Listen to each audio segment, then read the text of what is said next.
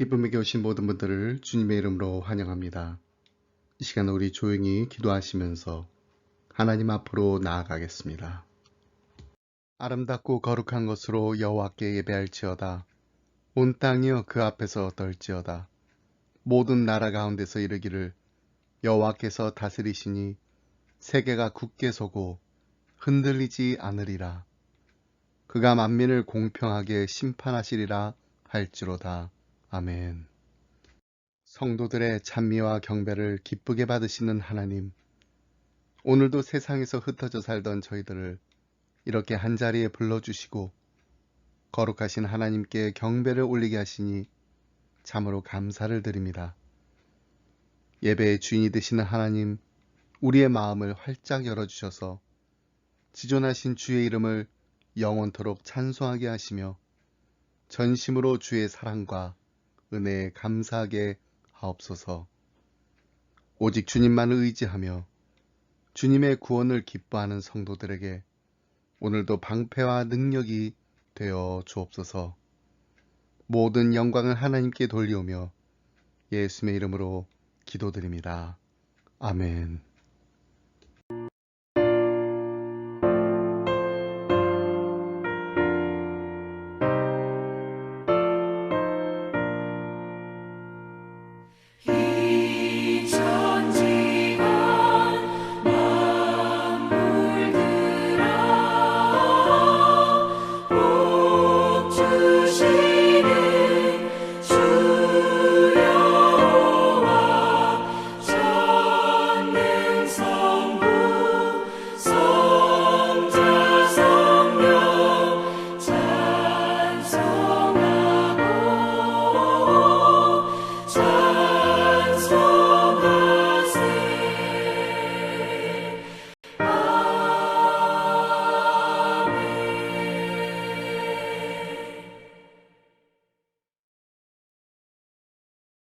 사도신경으로 우리의 신앙 함께 고백하겠습니다.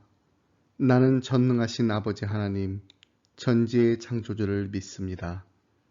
나는 그의 유일하신 아들, 우리 주 예수 그리스도를 믿습니다. 그는 성령으로 잉태되어 동정녀 마리에게서 나시고 본디어 빌라도의 고난을 받아 십자가에 못 박혀 죽으시고 장사된 지 사흘 만에 죽은 자 가운데서 다시 살아나셨으며 하늘에 오르시어 전능하신 아버지 하나님 우편에 앉아 계시다가 거기로부터 살아있는 자와 죽은 자를 심판하러 오십니다. 나는 성령을 믿으며 거룩한 공교회와 성도의 교제와 죄를 용서받는 것과 몸의 부활과 영생을 믿습니다. 아멘.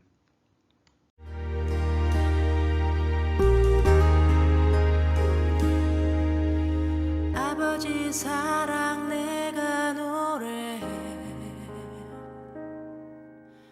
아버지 은혜 내가 노래해. 그 사랑 변함없으신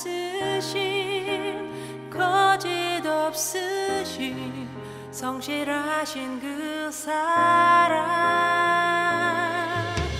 사랑할 때 꺾지 않으시는 꺼져가는 등불 끄지 않는 그 사랑 변함없으신 거짓 없으신 성실하신 그 사랑 사랑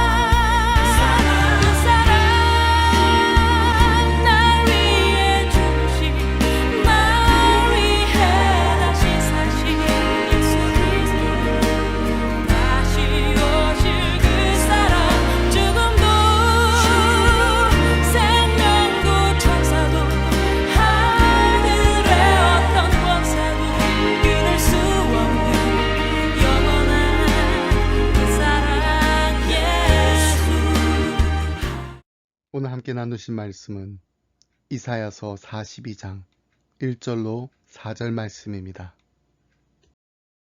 내가 붙드는 나의 종, 내 마음에 기뻐하는 자, 곧 내가 택한 사람을 보라.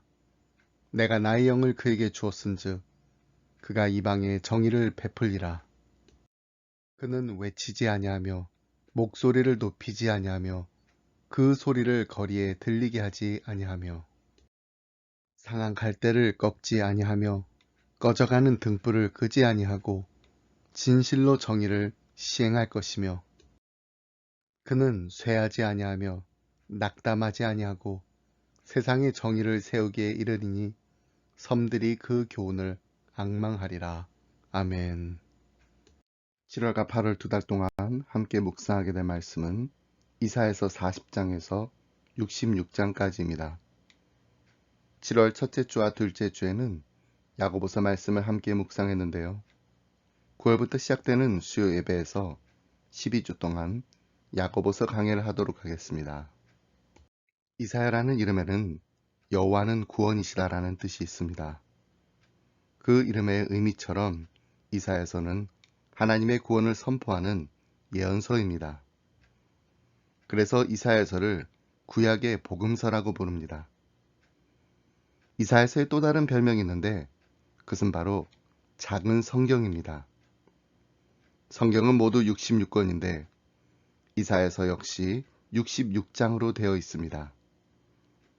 또 성경 66권은 구약 39권과 신약 27권으로 되어 있는데 이사야서 역시 크게 두 부분으로 나뉘어 있으며 첫 부분이 1장에서 39장까지로 39장, 두 번째 부분이 40장에서 66장으로 27장입니다. 그리고 이사야서의 첫 부분인 1장부터 39장까지가 이스라엘의 죄와 심판을 다루고 있다면 두 번째 부분인 40장에서 66장까지는 구원의 소망을 다루고 있습니다. 이는 구약 39권이 율법에 비추어 본 인간의 죄와 심판의 주제를 다루고 신약 27권이 은혜의 주님이신 그리스도로 말미암은 구원의 약속을 다루고 있는 것과 유사합니다. 이 책의 주제는 이스라엘의 거룩한 이가 그의 백성에게 그들 가운데 계신 하나님께 합당하게 반응하라고 요구하신다입니다. 여기서 이스라엘의 거룩한 이는 이사야서에 26번이나 등장하는 하나님의 명칭입니다. 그런데 이 명칭이 성경의 나머지 부분에는 다 합쳐도 6번밖에 나오지 않습니다.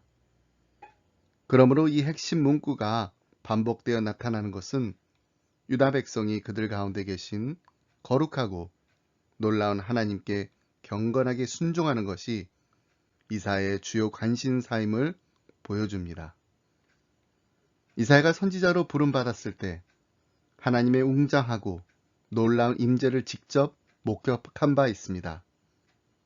6장 1절로 5절 말씀을 보면 우시야 왕이 죽던 해에 내가 본즉 주께서 높이 들린 보좌에 앉으셨는데 그의 옷자락은 성전에 가득하였고 스랍들이 모시고 섰는데 각기 6날개가 있어 그 둘로는 자기의 얼굴을 가리었고 그 둘로는 자기의 발을 가리었고 그 둘로는 날며 서로 불러 이르되 거룩하다 거룩하다 거룩하다 만군의 여호와여 그의 영광이 온 땅에 충만하도다 하더라. 이같이 화답하는 자의 소리로 말미암아 문지방의 터가 요동하며 성전의 연기가 충만한지라. 그때 내가 말하되 화로다 나여 망하게 되었도다. 나는 입술이 부정한 사람이요 나는 입술이 부정한 백성 중에 거주하면서 만군의 여호와이신 왕을 배웠음이로다 하였더라. 이사야는 하나님의 임재 가운데 자신의 부정함을 인정하고 그분의 부르심을 받아들였습니다. 하나님의 임재에 대한 이사야의 반응은 유다 백성들이 모범을 삼을 만했습니다. 하지만 그들은 하나님께 열매 맺는 삶으로 보답하는 대신 들포도와 같은 형편없는 열매를 맺고 있었습니다. 하나님의 종이 아니라 반역자가 되기로 작정한 그들에게는 심판의 날이 기다리고 있었습니다. 그런데 놀랍게도 이사야는 예언의 후반부에서 하나님께 온전히 반응하여 하나님이 그 백성을 위해 놀라운 일을 베푸시는 방도가 되실 한 종에 대해 이야기를 합니다. 오늘 우리가 함께 읽은 이사야서 42장 1절 말씀을 다시 한번 보겠습니다. 내가 붙드는 나의 종, 내 마음에 기뻐하는 자, 곧 내가 택한 사람을 보라. 내가 나의 영을 그에게 주었은즉 그가 이방에 정의를 베풀리라. 이스라엘의 거룩한 이의 종이라면 누구나 그분의 뜻을 따라 그분께 합당하게 반응해야 합니다. 그런데 하나님은 이사야를 통해 한 특별한 종, 고난받는 종에 대해 말씀을 하십니다. 바로 예수 그리스도입니다. 자, 그렇다면 이사야 선지자가 소개한 메시아로 오신, 고난받는 종으로 오신 예수님은 누구신가요? 첫 번째로 이사야는 이 메시아를 임마누엘이라고 소개합니다. 이사야서 7장 14절 말씀입니다. 그러므로 주께서 친히 징조를 너에게 주실 것이라. 보라, 처녀가 잉태하여 아들을 낳을 것이요 그의 이름을 임마누엘이라 하리라. 마태복음 1장 21절 말씀도 함께 보겠습니다. 아들을 낳으리니 이름을 예수라 하라. 이는 그가 자기 백성을 그들의 죄에서 구원할 자이심이라 하니라. 천사는 요셉에게 마리아가 성령으로 잉태된 것을 알리면서 마리아가 아들을 낳을 것인데 그 이름을 예수라 하라고 합니다. 이 예수라는 이름의 뜻은 구원입니다. 그가 자기 백성을 죄에서 구원할 자라는 것입니다. 다시 말해서 온 인류를 죄에서 구원하시려고 예수님께서 인간의 몸으로 우리에게 오셨다는 것입니다. 그런데 마태가 예수라는 이름과 함께 임마누엘이라는 또 다른 이름을 소개하고 있습니다. 그 이름의 뜻은 하나님이 우리와 함께 계시다라는 뜻입니다. 여러분, 예수님이 오시기 전에 이스라엘 백성들이 이사야 선지자가 전한 말씀을 듣고 임마누엘이라는 이름을 들었을 때 어떤 생각을 했을까요? 하나님이 우리와 함께 하신다는 것을 어떻게 이해했을까요? 우리는 지금 분명히 알고 있지만 구약시대의 사람들은 하나님이 사람이 되셔서 사람들과 함께 하신다는 것은 감히 상상도 할 수 없는 일이었습니다. 하나님께서는 이전에도 이스라엘 백성들과 함께 하셨습니다. 특별한 곳에서 특별한 방법으로 특별하게 임재하셨습니다. 그리고 하나님께서 선택하신 사람들에게 영으로 임하셔서 놀라운 일들을 하셨습니다. 그래서 이스라엘 백성들이 이렇게 이해했을 것입니다. 하나님이 함께 하신다는 것은 지금까지 그렇게 하셨던 것처럼 특별히 택하신 지도자를 통해 역사하시고 인도하실 것이라고 생각했을 것입니다. 그런데 그게 아니었습니다. 하나님께서 직접 사람이 되셔서 이 땅에 오신 것입니다. 왜 사람으로 오셨나요? 왜 성육신 하셨습니까? 왜 아기로 태어나셨습니까? 그분의 이름이 우리에게 가르쳐 줍니다. 임마누엘, 우리와 함께 하시기 위해서 그렇게 하셨다는 것입니다. 하나님께서는 우리를 구원하시기 위해서 누구를 대신 보내지 않으셨습니다.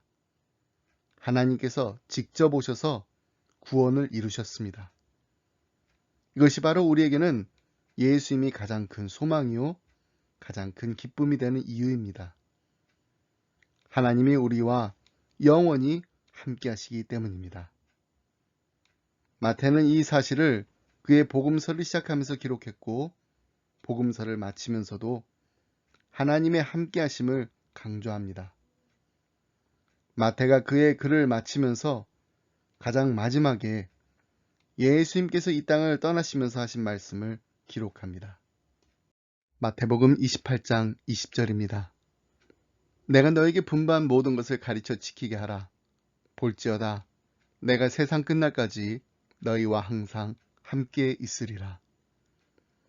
이 땅에 오시기 전에 임마누엘을 말씀하신 하나님께서 이 땅을 떠나실 때에도 임마누엘을 말씀하십니다. 여러분, 때때로 우리는 혼자라고 느껴질 때가 있고 너무 외롭다고 느낄 때도 있습니다. 아무리 주위를 둘러봐도 내 곁에 아무도 없고 이 세상의 어떤 말로도 나에게 위로가 되지 못하는 환경에 처할 때도 있습니다. 도대체 어떻게 해야 할지 답이 보이지 않는 상황도 있습니다. 하지만 그럴 때마다 우리가 잊지 말고 기억해야 할 것이 하나 있습니다. 그것은 바로 하나님이 나와 함께 하신다는 것입니다. 내가 믿고 의지하고 따르는 하나님은 예전에도 계셨고 지금도 우리와 함께 하시며 세상 끝날까지 우리와 함께 하시는 임마누엘의 하나님이시다. 이 약속을 굳게 믿고 나아가는 기쁨의 가정들이 다 되시길 주님의 이름으로 축복합니다. 두 번째로 이사야는 메시아가 다윗의 후손으로 오실 것이라고 예언합니다. 11장 1절 말씀 함께 보겠습니다. 이새의 줄기에서 한 싹이 나며 그 뿌리에서 한 가지가 나서 결실할 것이요. 메시아가 다윗의 후손으로 오시는 것은 이스라엘의 선조 야곱의 예언을 성취하는 일입니다. 야곱이 죽기 전에 12아들을 모아놓고 메시아가 유다 지파의 혈통을 통해서 태어날 것이며 그분이 오셔서 이스라엘을 통치하실 때까지 유다 지파가 형제들을 다스릴 것이라고 예언했습니다. 여러분, 이새가 누구입니까? 바로 다윗 왕의 아버지입니다. 베들레헴의 평범한 농부였던 이새의 가문에서 난 새로운 싹이 만백성을 구원할 메시아로 오신다는 예언입니다. 그로부터 수백 년 후 이 땅에 오신 예수 그리스도의 아버지 요셉도 이새와 마찬가지로 평범한 촌부에 불과했습니다. 평범한 이새를 사용하셔서 비범한 다윗 왕이 오게 하신 하나님께서 역시 평범한 요셉을 통해 비범한 메시아가 오게 하실 것이라는 것입니다. 이것은 메시아가 이 땅에 오기 730년 전의 예언입니다. 그리고 이 예언은 문자 그대로 성취되었습니다. 마태복음 1장에 나오는 메시아의 족보는 이렇게 시작됩니다. 아브라함과 다윗의 자손 예수 그리스도의 계보라. 그리고 마태복음 1장은 요셉과 청혼한 마리아가 한 생명을 잉태했으며 그 아이가 백성을 구하리라 선언하면서 이런 말씀으로 마침표를 찍습니다.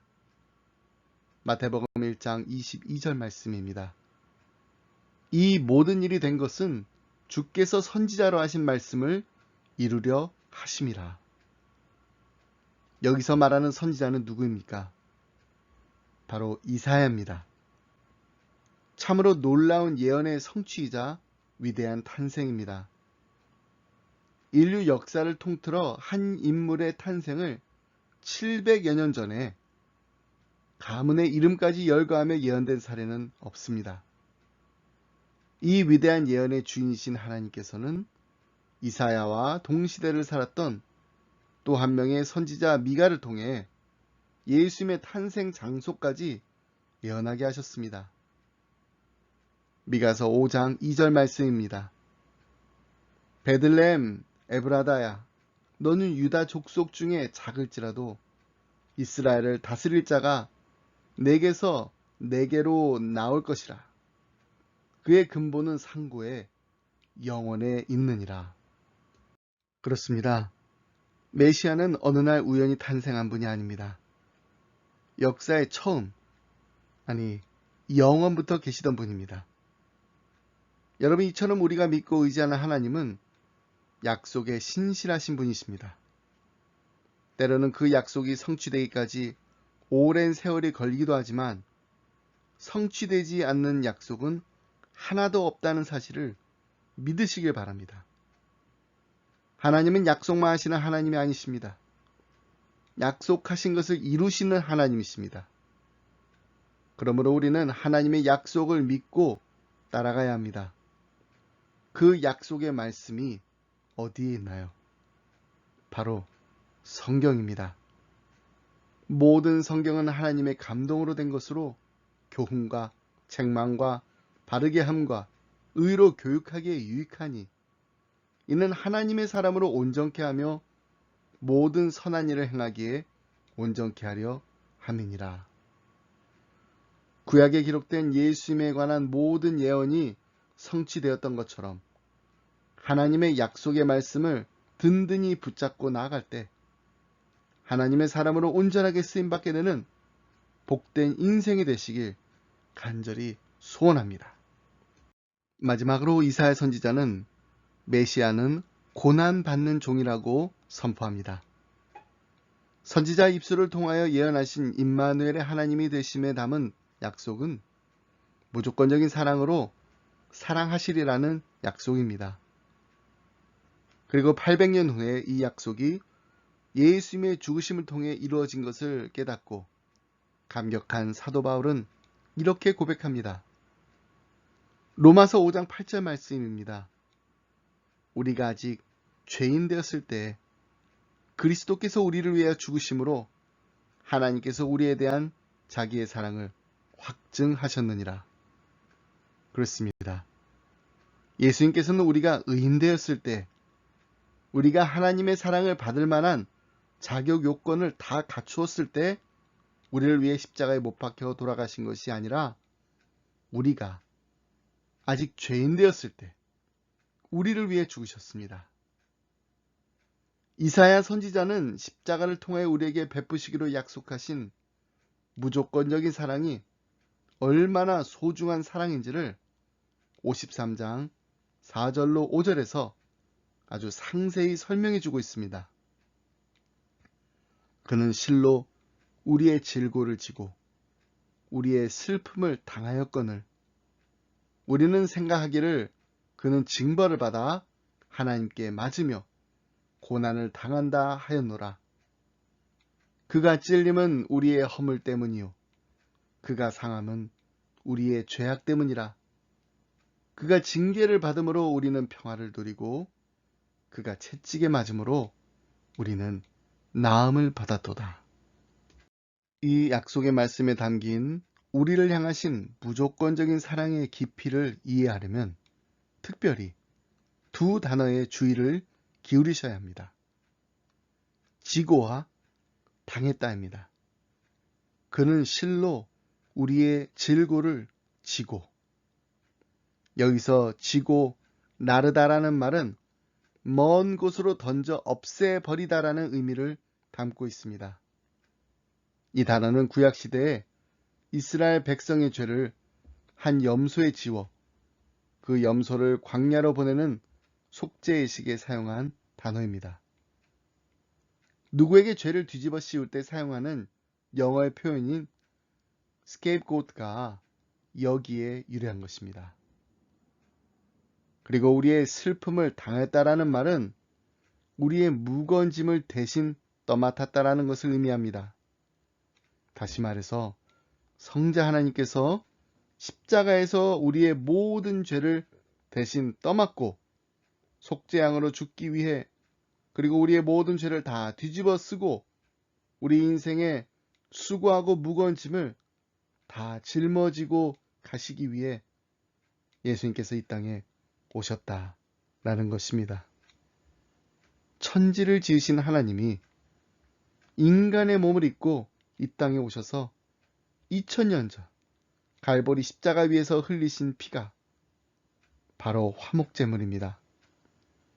우리가 그 피를 마음에 바를 때 그 피가 바로 하나님과 화목하게 되어 우리의 행위로는 도저히 얻을 수 없는 하나님께로부터 온 의를 얻게 되었다는 것입니다. 이에 대해 존 머레이는 다음과 같이 말했습니다. 하나님은 당신의 진노를 없애기 위해 아들을 죽음에 내몰아 그 피를 흘리게 하실 만큼 진노의 대상인 인간들을 지독히 사랑하셨다. 이것이 바로 십자가에서 보이신 하나님 아버지의 사랑입니다. 여러분, 십자가는 우리에게 하나님의 심판과 하나님의 의롭다 하는 사랑 모두를 확실히 보여주고 있습니다.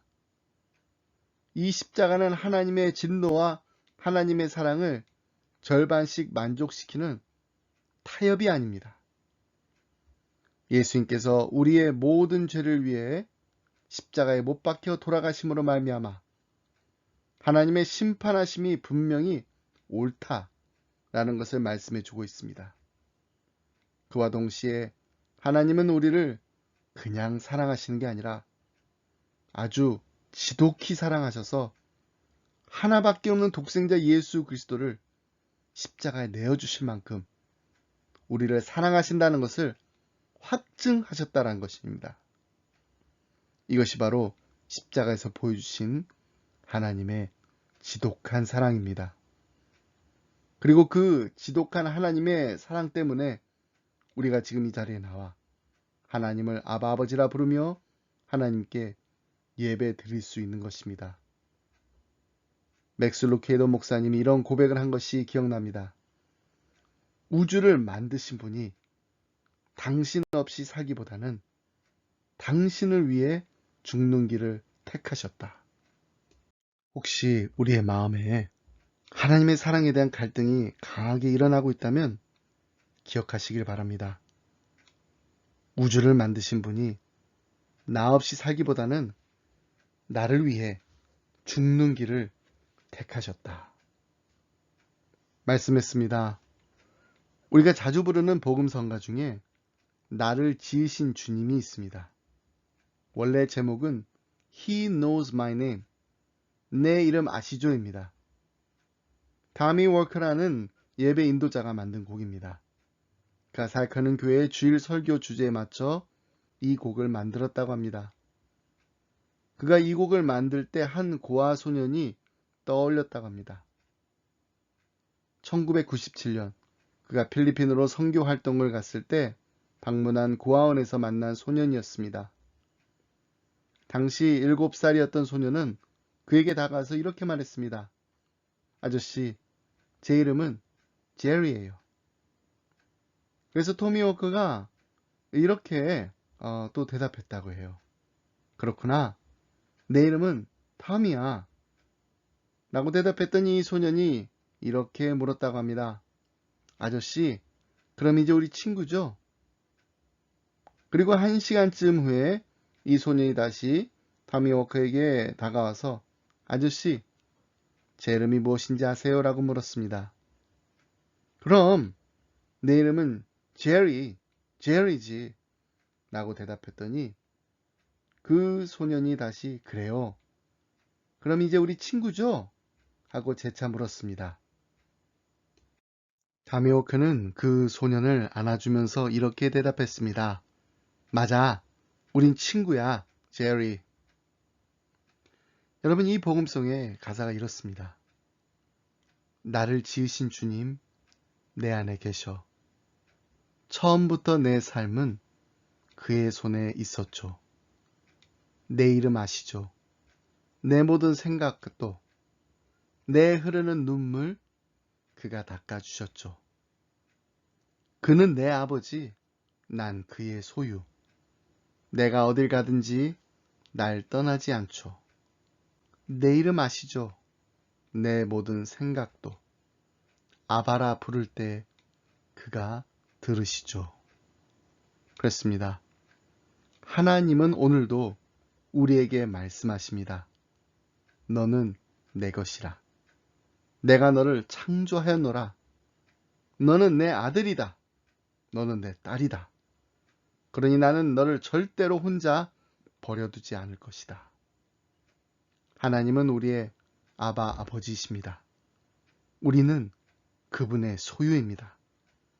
처음부터 우리의 삶은 아버지의 손에 있었고 우리의 이름뿐만 아니라 우리의 모든 생각도, 우리의 모든 아픔과 기쁨도 다 아실 뿐만 아니라 우리와 영원토록 함께 하시는 임마누엘 하나님이십니다.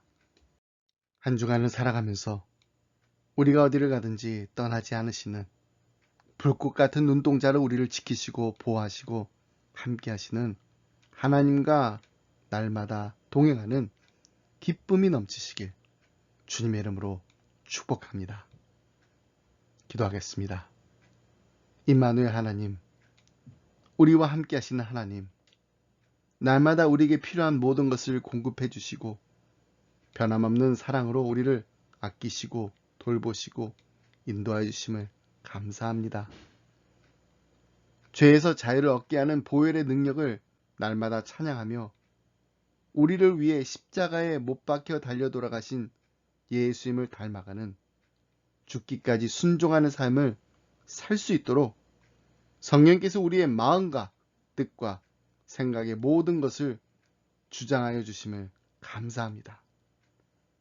우리 안에 거하시는 거룩한 이의 임재를 통해 우리도 예수님처럼 사랑하고 예수님처럼 용서하고 예수님처럼 순종하며 살게 하여 주옵소서.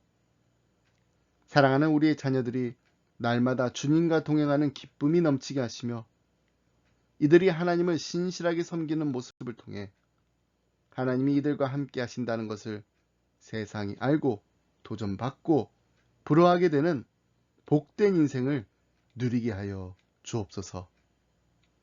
우주를 만드신 분이 나 없이 살기보다는 나를 위해 죽는 길을 택하실 만큼 나를 사랑하신다는 확신을 가지고 하나님의 사랑에 감사하며 찬양이 끊이지 않는 우리의 자녀들이 되게 하여 주옵소서. 이 모든 말씀 예수 그리스도 이름으로 기도드립니다. 아멘.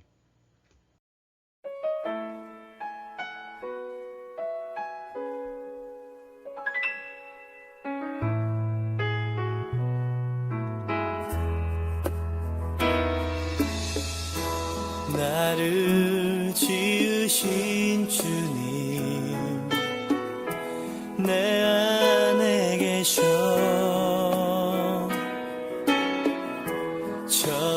처음부터 내 삶은 그의 손에 있었죠. 내 이름 아시죠. 내 모든 생각도 내 흐르는 눈물 그가 닦아주셨죠.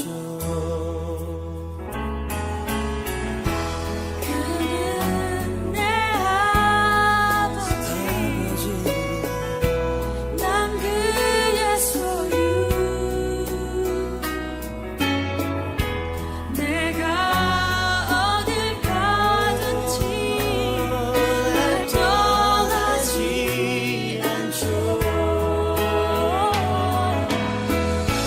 내 이름 아시죠.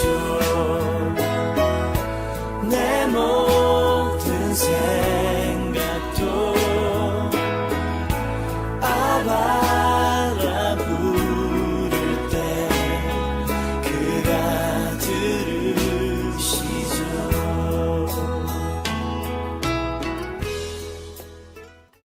이제는 우리 주 예수 그리스도의 은혜와 하나님 아버지의 그 크신 사랑과 성령님의 감동감화 교통하심이 하나님 우주를 만드신 분이 나 없이 살기보다는 나를 위해 죽는 길을 택하신 만큼 나를 사랑하신다는 확신을 가지게 하심을 감사드립니다. 하나님, 이 놀라운 기쁜 소식을 날마다 우리의 주위의 이웃들과 나누는 복된 인생 되게 하여 주시옵소서. 간절한 마음으로 기도하며 이 자리를 떠나는 사랑하는 성도님들과 가정과 생업 위에 그리고 주님의 몸된 교회 위에 지금부터 영원토록 함께 하시길 간절히 축원하옵나이다. 아멘.